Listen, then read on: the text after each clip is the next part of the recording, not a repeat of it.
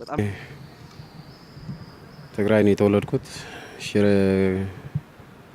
አካባቢ ሸራሮ እዛ ተወልጄ ነው ያደግኩት።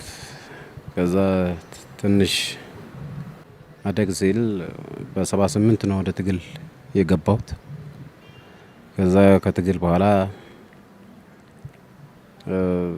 ወደ 78 ዓመተ ምህረት እድሜ ስንት ነበር ያን ጊዜ አንተ? በዛን ጊዜ እድሜ ምናምን 18 ገደማ ነው የነበረው እና ወደዛ ሲገባ በዛን ጊዜ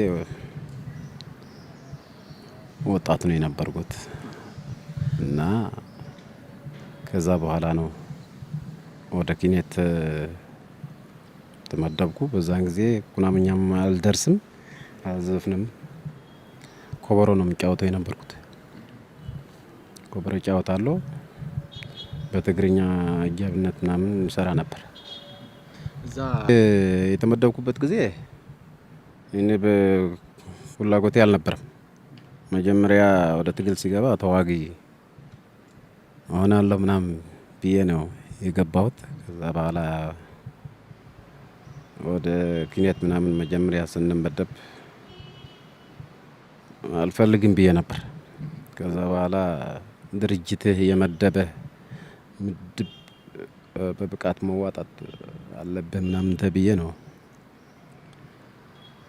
ወደ ድርጅት እስከገባህ ድርጅትህ እያለህ ይሄ ስራ ያለ ድርጅት መስራት አለብህ ምናምን ተብዬ ነው ወደዛ የተመደብኩት። እኛ አልነበርኩም የኩናምኛ ጨፋሪ ጨፍራለሁ ኩናምኛ እና ኮበሮ ምናምን እጫወታለሁ ትግርኛ። እኛ ዜማ ድርሰት የገባሁት ሜጋ ከተመደብኩት በኋላ ነው ኩናምኛ መድረስ የጀመርኩት። ወደ ሳክስፎን የገባሁበት ደግሞ በ86 እዚህ መከላከያ አስተማረኝ። ከዛ ነው ወደ ሜጋ የተመደብኩት በሳክስፎኒስት።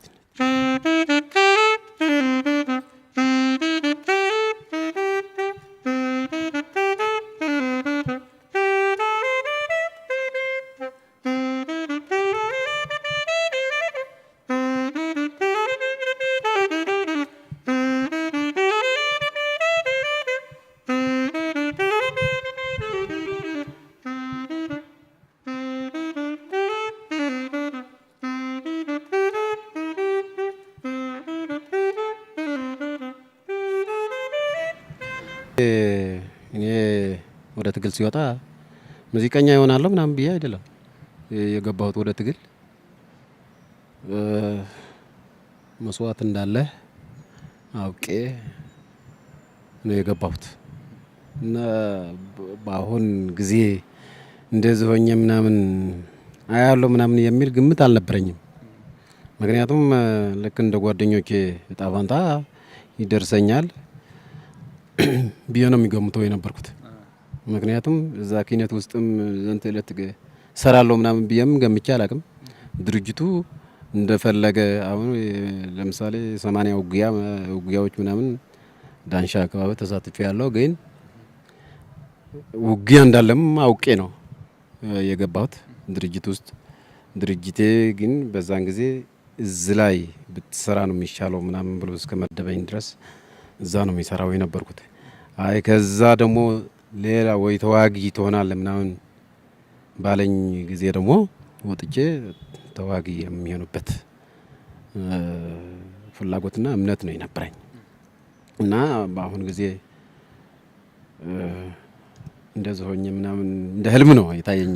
ድል ምናምን ስናድርግ 83 ድል ስናድርግ በጣም አላመንኩም። ምን በለ ምንም በቃ ደስታ መቆጣጠር ነው ያቃተኝ በዛን ጊዜ። በጣም ደስ የሚል ነው። እኔ ሳክስፎኒስት ከሆንኩ በጣም እድለኛ ነኝ።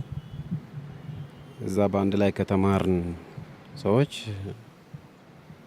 የመጀመሪያ እድለኛ እኔ ነኝ። ምክንያቱም አልገመትኩም ሜጋ ማለት ሜጋ በገባሁበት ጊዜ በዛን ጊዜ ብዙ አልነበረም ችሎታዬ። እዚህ ከገባሁ በኋላ ግን ካሴት የወጣ ካሴት በማጥናት እና የሁሉም ዘፋኝ ለማጀብ የበቃው ሰው ነኝ። ለማህሌት ሰርቼላታለሁ። ለፍቅር አዲስ ለራሴ 2 ዘፈን አሁን የሚወጣ ዘፈን አለ። ሁለተኛ የሁመራ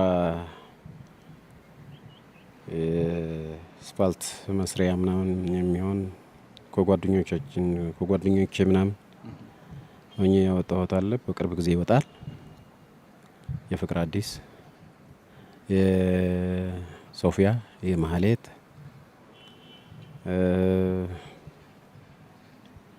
ሌላ ደግሞ አሉ ያልወጡ ዘፈኖች እና ምጽላል የምትባል ትግራይ ኪነት አለች። እሷም እኔ ነኝ የደረስኩት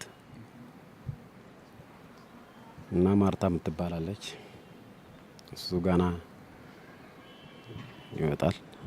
እሷም እኔ ነኝ የሰራሁላት። ዘላለም የሚባል አንድ ልጅ አለ የሰራሁላት። እሱም ገና ይወጣል። በጣም ጥሩ።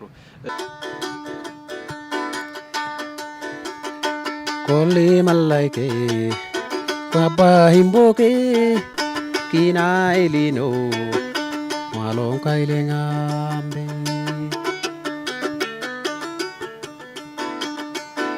ኮሊ መላይኬ ባባ ሂምቦኬ ኪና ኢሊኖ ማሎን ካይሌንጋምቤ aya badosi haguli nama sokinga kina namtike ela badosi haguli nama solinga beta nandike ufanga mula wanaki moga kailoki koli malaike apa himboke kina ilino malong kailengambe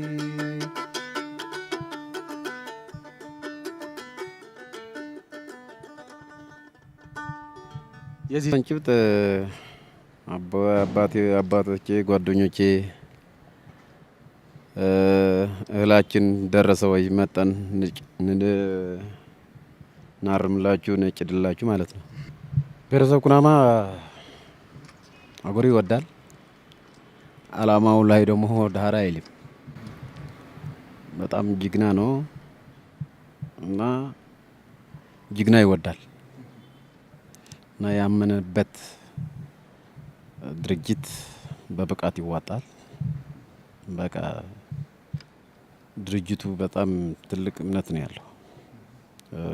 ለምሳሌ አሁን ህወሓትን በጣም ከልቡ ነው የሚወደው ብሔረሰብ ኩናማ ማለት ሰብ እንደ ግል ህይወቴ ከብሔረሰቡ እኛ መጀመሪያ ወደ ትግል ስንወጣም ህዝቡ ይነግራል።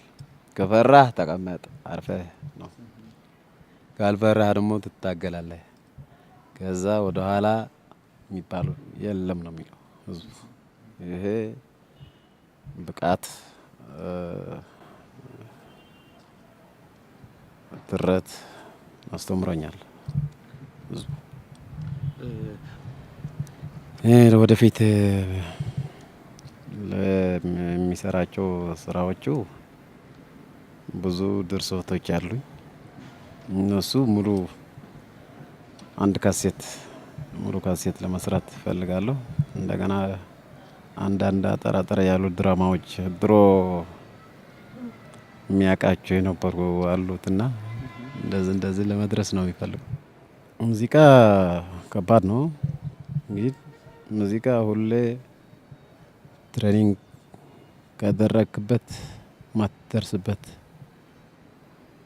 የለም። ለሁሉ ይደረሳል። ዋና ሙዚቃ ትሬኒንግ ነው። እኔ ብዙ ካሴቶች ሰርቻለሁ። ከብዙ ሰዎች ጋርም ሰርቻለሁ። ከነ መሐሙድ፣ ከነ ጥላሁን፣ ከነ ቴዲ አፍሮ፣ ከነ ሽዋንዳይ፣ ከነ ፍቅር አዲስ፣ ከነ አመልማል ጋር ብዙ ሰዎች ጋር ሰርቻለሁ። ይሄ ደግሞ ትሬኒንግ ስላደረኩ ነው እዚህ ደረጃ የደረስኩ እና ከብዙ ሰዎች ጋር ኦሮምኛ ጌታቸው ኃይለ ማርያም ብዙ ኦሮምኛም ሰርቻለሁ። አሁን የጌታቸው ኃይለ ማርያም ኦሮምኛ እንጫወትላችኋል።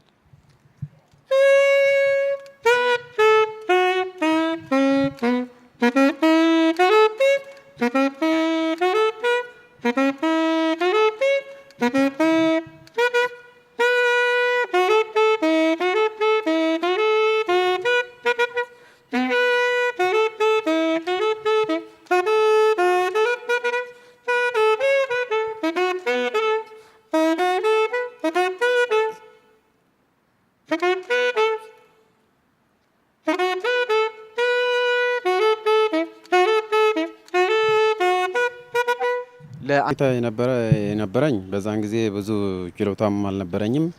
ምክንያቱም የአማርኛ የመስራት አቅም ምናምን ትንሽ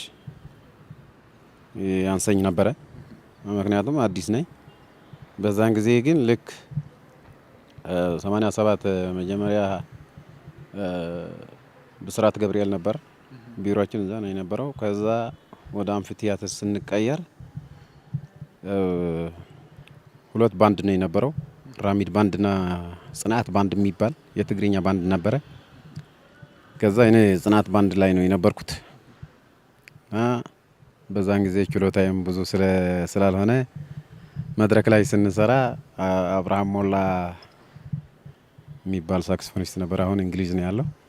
ከሱ ጋር ሲሰራ የኔ ማይክሮፎን የተዘጋ ነው የሚሰራው የነበርኩት። ምክንያቱም ብዙ ችሎታም አልነበረኝም። ከዛ ራሚድና ጽናት ባንድ ወደ አንድ ባንድ መሆን አለባቸው ምናምን ተብሎ ብዙ ሰው ተቀንሰዋል። ከሚቀነሱ የታሰብኩ ደግሞ አንድ እኔ ነበርኩ። ምክንያቱም እሱ ብዙ ችሎታም ስለሌለው መውጣት አለበት ተባልኩ። በዛ በኮሚቴ ነው የተወሰነው። ኮሚቴ ተሰብስቦ ነፍሴ ማረው እያሱ በርሄ ነበረ እና ከበደ ደሞዝ የሚባል አሁን አሜሪካ ያለ ቤዚስት፣ እነሱ ሁለቱም እዛ ኮሚቴ ውስጥ ነበሩና እንዳውም ይሄ ልጅ መውጣት የለበትም ምናምን ብሎ እየተከራከሩልኝ ሰዎች እነዛ ናቸው። እና ምክንያቱም ይሄ ልጅ ለወደፊትም ይጠቅማል። አንደኛው ሕፃን ነው፣ ለወደፊትም ባለው ፍላጎት ለወደፊት ይጠቅማል። ለዚህ መስሪያ ቤት በደንብ ይጠቅማል። እንደገና ደግሞ ለችሎታው የሚያደርገው ትሬኒንግ በጣም እንቅልፍ የለበትም። በቃ መቻል አለብኝ ማወቅ አለብኝ ምናምን ብሎ ስለሚጥር ይሄ ልጅ መውጣት የለበትም ምናምን ብሎ ተከራከሩልኝ። ከዛ እስኪ ኒዮ እስክ ተባልኩ። ከዛ እዚህ ወደ ፒያሳ ምናምን እንደመጣን ትሬኒንግ በደንብ የለታይ ካሴትና የለታይ ካሴት ነው የሚያስታውሰው። በዛን ጊዜ ከባል ዋጋ ምናምን ያወጡት ካሴት ነበርና እዛ ተሳተፍኩ ለመጀመሪያ ጊዜ። ከዛ በኋላ እንደ ሌሎች ሙዚቀኞች አይደለም እየተከፈለኝ በዛን ጊዜ እና ክፍያ ደግሞ በዛን ጊዜ እንግዲህ ለኔ በጣም ትልቅ ክፍያ ነው። በዛን ጊዜ አሁን ያስቀኛል በጣም እና ስንት ነበር የተከፈለ? የተከፈለኝ 500 ነው የተከፈለኝና በጣም ነው በቃ እኔ ምን በላችሁ በጣም በቃ ሚይዝበጅ ነው በቃ ይጠፋኝ 500 ብር ምናምን ሲከፈለኝ። እነሱ ግን ወደ 1500 2000 ምናምን ነው የተከፈላቸው። 500 ብር ተከፍሎኝ አያውቅም እኔ። ምክንያቱም መከላከያ በነበርኩበት ጊዜም 180 ብር ነው የሚከፈለኝ የነበረውና እዛ ሰርቼ ካሴት ምናምን ሲሰራ 500 ብር ሲከፈለኝ ብርሃን ተወለም ይባላል ከኔ ጋር አሁንም ለሱ ነው ምናምን ወስጄ ሰጠሁት ብሩ። ኧረ 500 ብር ተከፈለኝ ምናምን ብዬ ከዛ ምን ይለኛል ታዲያ ምንድን ነው ለመግዛት የምትፈልገው ምናምን አለኝ። እንጃ በቃ አንተ የመሰለህ በቃ ግዛልኝ አልኩት።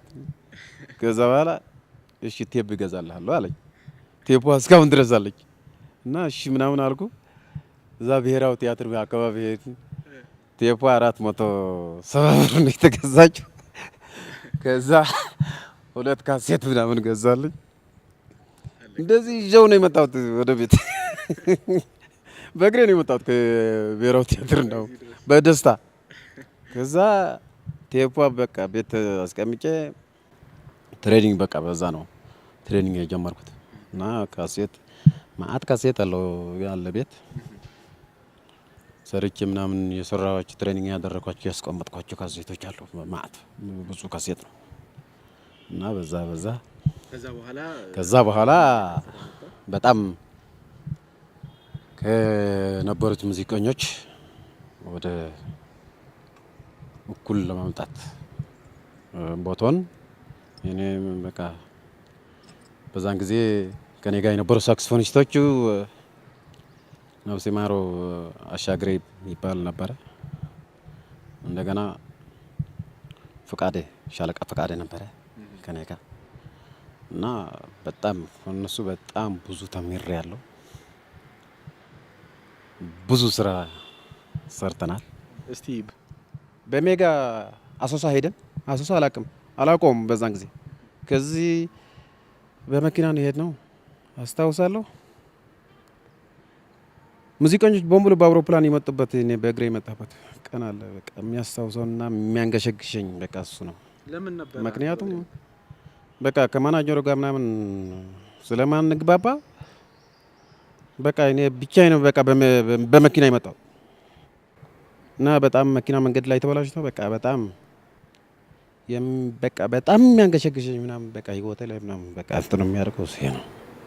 እጅግ የተደሰትኩበት መከታ ባንድ በነበርኩበት ጊዜ አርማሸሽ ሲሰራ ጊዜ ነው የተደሰትኩበት።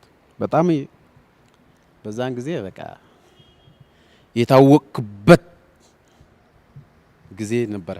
በዛን ጊዜ ከኢያሱ ጋር አርማሸሽ ምናምን ሲሰራ ምክንያቱም ሳክስፎኑ እኔ ነው የምጀምረው ሙዚቃው እና የታወቅኩበትና የተደሰትኩበት ቀን ካለ በዛን ጊዜም በችሎታዬ ነው ምናምን ያሳመንኳቸው እንጂ እንዴት በአንድ አልቶ መስራት እንችላለን ምናምን ተባልኩ። በዛን ጊዜ ወደ መቀሌ ስንሄድ መጀመሪያ ጊዜ ዘፈኖቹ ምናምን ይውጡና ከዛ በኋላ እስከ ትሬኒንግ እናርጋቸው ከቻልኳቸው በቃ እንቀጥላለን፣ ካልቻልኳቸው ደግሞ አንድ ሳክስፎን ይመጣል ምናምን ብያቸው ልክ ስንሰራ መቀሌ ነው የሰራነው። በቃ ኢያሱ በሬ በዛን ጊዜ ነው በጣም እየተደሰተውና በቃ ጥሩ ስራ የሰራሁበት ቀን እዛ